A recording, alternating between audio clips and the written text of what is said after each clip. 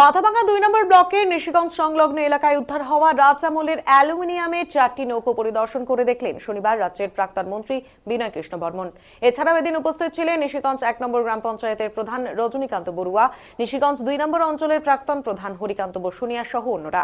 উপস্থিত ব্যক্তিবর্গরা জানান এই সব জিনিস সরকারি নিয়ম মেনে সংরক্ষণ করা হোক, এই দাবি জানিয়েছেন সকলে। এদিন পিডব্লিউডি কোয়ার্টারে থাকা 1942 সালে তৈরি অ্যালুমিনিয়ামের নৌকাগুলি পরিদর্শন করেন তারা।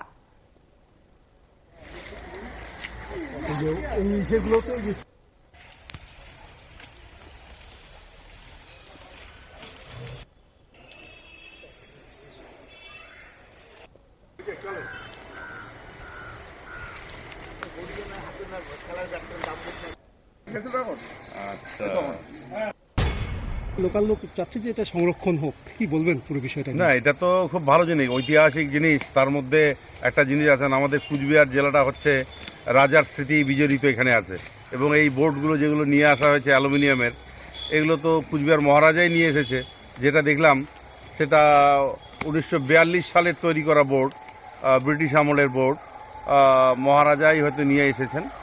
এখন চেষ্টা করব যাতে এগুলোকে একটা সংরক্ষণ করার যদি কোনো ব্যবস্থা করা যায়। লোকাল লোক চাচ্ছে যে একটা নৌকো বানিয়ে নদীটার সামনে রাখা যায়।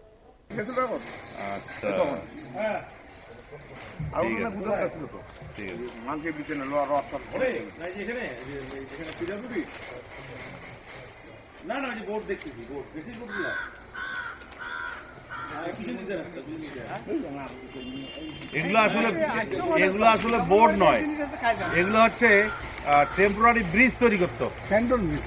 হ্যাঁ, টেম্পোরারি।